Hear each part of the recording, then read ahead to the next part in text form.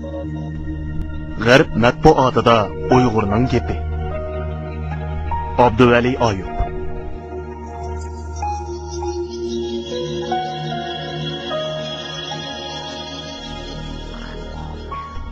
Odam degan qiziq bo'ladi ekan. Yurtingda, qarindoshlar orasida turg'uningda xalqaro xabarlarga mastona bo'ladigan gapkan. Dunyoda nima ishlarning bo'layotgani sening eng diqqatingni chekidi ekan. Yiroq qirlarda sarson bo'lib yurguningda yurtingga doir pichirlashlarga qadar diqqat qiladi ekansan. Kompyuterning oldiga kelsang, yurtingga doir xabarlarni oqtirdi ekansan. Kitobxonaga kirsang, Uyg'urga doir kitoblarga oldi bilan ko'z yugurtirdi ekansan.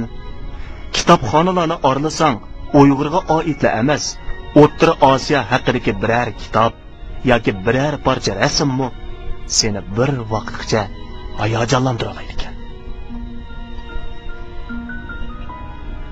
2008-yili Olimpikning oldi keynida diyorimizda yuz bergan voqealar sababli Uyg'urlar haqidagi bayonlar xalqaro gazet jurnallarda doim uchrab turadigan bo'ldi. G'arb matbuotlari Uyg'ur tuproqlarining har bir bulung pushqoqlariga, Uyg'ur hayotining eng inchki tafsilotlariga qadar diqqat qilishga boshladi. Amerikada bo'lgan chog'larimda Uyg'urlar haqida yozilgan xabar, maqola va muhokamalarni imtihonlarimni qo'yib turib o'qib ketdim. Shunda xabarlardan men hech unutolmagan birini yozg'im keldi.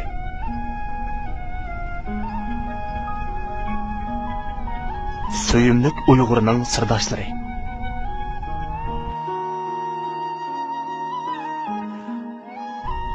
Ming 2009-yili avgustda Amerikaning g'arbiy janubidagi Mayamida yashaydigan bir amerikalik do'stimning uyiga taklif qilindi. Do'stim bilan dengiz sohilida optob sanavotsak, umrimda ko'ribmi boqmagan bir hayvon putumning yenidila paydo bo'lib, qo'rqitibdi. Do'stimning aytishicha, keladin sal cho'ng, timsoq ballariga o'xshaydigan bu maxluqning ismi iguana ekan. Odatda odamlarga chiqilmaydi ekan.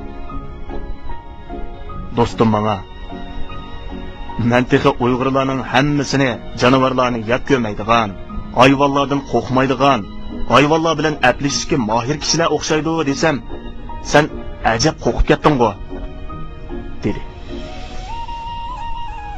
Uning bu gapi menga qiziqarlik berindi. Nemishqa undaq deydiganligini so'rasam, Amerikada chiqadigan nopuzliq bir gazetdan o'qigan mo'nin xabarini so'zlab berdi.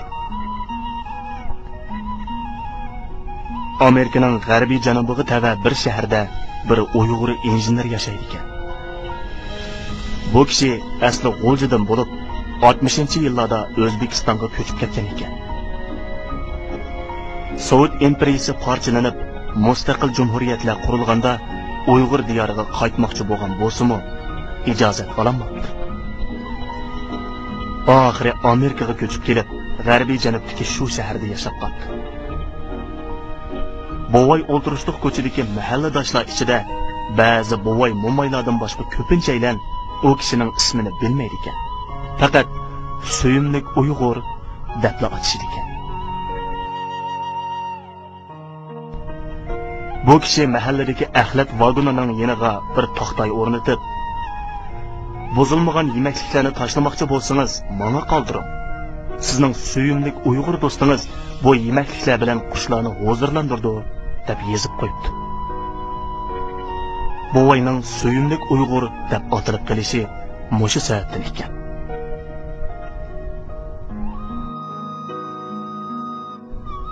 Har kuni bovay shahar turib, qo'shnilar axlat vagonining qishiga qoldirgan yemekliklarni turiga ayirib, mahalladagi chimliq maydonga dasturxon selib yayidi ekan. Kaptarlar, qushqochlar, turnalar dasturxondagi yemekliklardan cho'g'irlashgancha oziqlanishga boshlaydi ekan.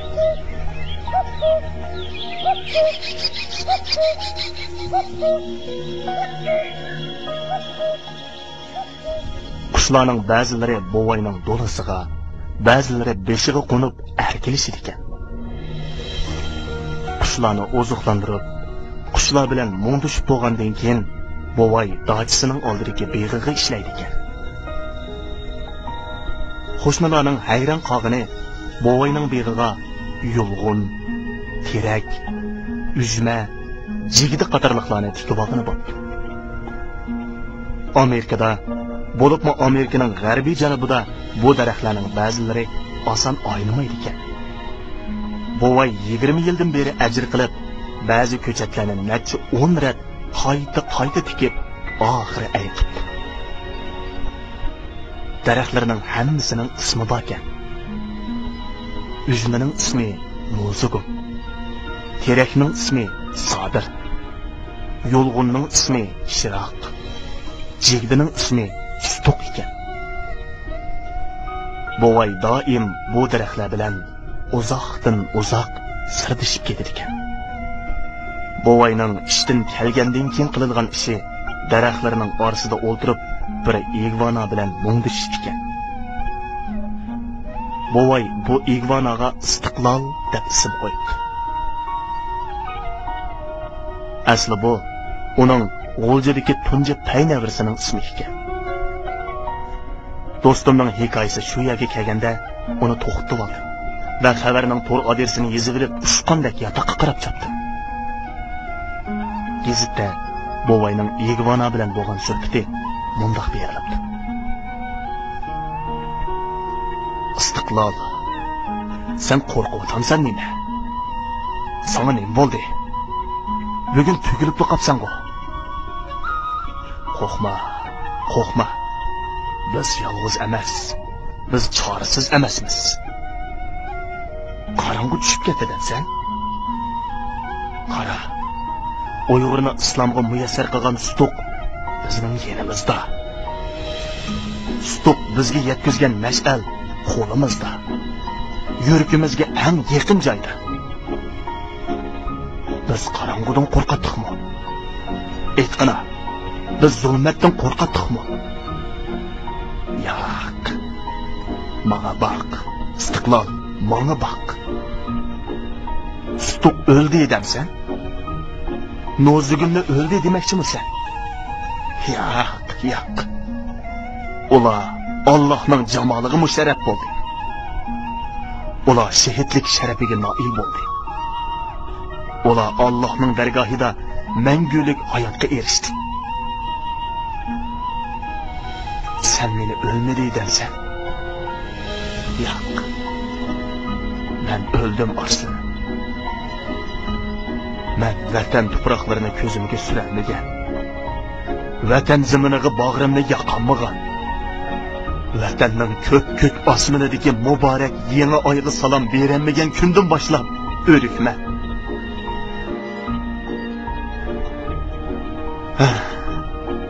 Sen gap qilyapsan, hayotsan demakchim. Ha. Men Uyg'urcha so'zlayapman. Men Uyg'urcha so'zlayapman emas. O'lik qalbimga oxirgi nafaslarimga qadar malham bo'layotgan vatanimni zikr qilyapman. Mening birla orzuyim bor bo'ram, faqat birla. Mushu dunyoga birla so'zim bor. Butun jahonga anglatib, bu mening vatanim. Ey dunyo angla, bu mening vatanim. Deb varqirgan petim, bir umr qonmagan vatanning bag'riga yuragimni yirib yiqilsam de.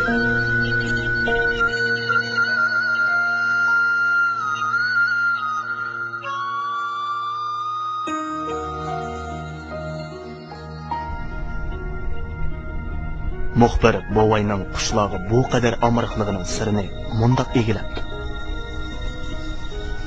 Uyg'urlarda insonlarga Alloh ato qilgan ne'matlarda butun jonsiz jonliq hamma mavjudotning haqqi bor degan tushuncha bor ekan.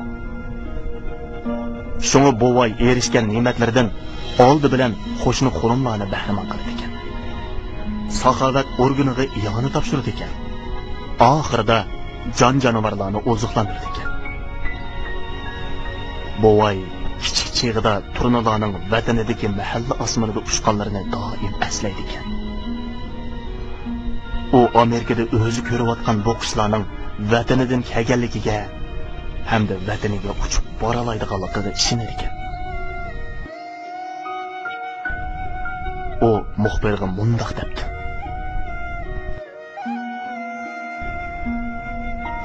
qushlarga pasport kerak emas. Ular xohlagan yerlarda ucha oladi, istagan makoniga bora oladi. Qushlarga insonlar sizgan chegara siziqlari kor qilmaydi. Ular bizdek vizaga, ijozatga muhtoj emas. Men bu qushlarning qanotlaridan vatanimning hidini purayman. Bu qushlarmi mening hidimni vatanimga yetkazadi. Men qushlar bilan qancha yaqin tursam, o'zimni erkinlikka shuncha qong'ondek his qilaman. Qushlar bilan o'tgan daqiqalarimda o'zimni qushdek, vatanimga uchayotgandek sezib, yuragim vatan osmonida tepchaklagandek hayajonlanaman.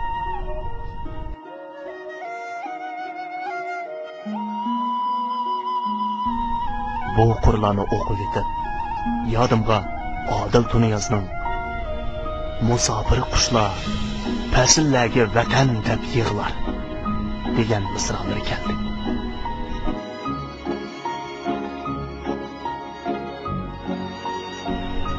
To'xtamay yosh quyulayotgan ko'zlarim bilan gazetdagi bovayning suratiga qaradim.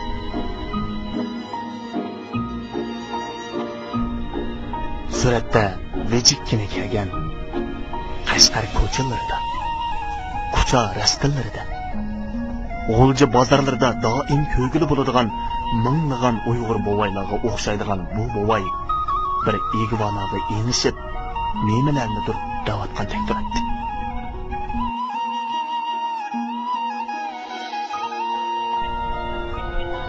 Xabardan beshini ko'tarib sirtqa chiqdi. Ko'z oldimda poyonsiz dengiz so'zilib yotibdi. Oldimda menga cheksizlikning hayojonini his qildirayotgan dengizda chegara yo'q edi. Osmonga qaradim. Men omroq cheksizlik, kenglik, ulug'lik ko'kda, ko'k rangda edi. Dengiz ko'k, osmonmi ko'k. Faqat zaming'ila turli rangdagi bayroqlar, cheklar, to'siqlar hukmron edi.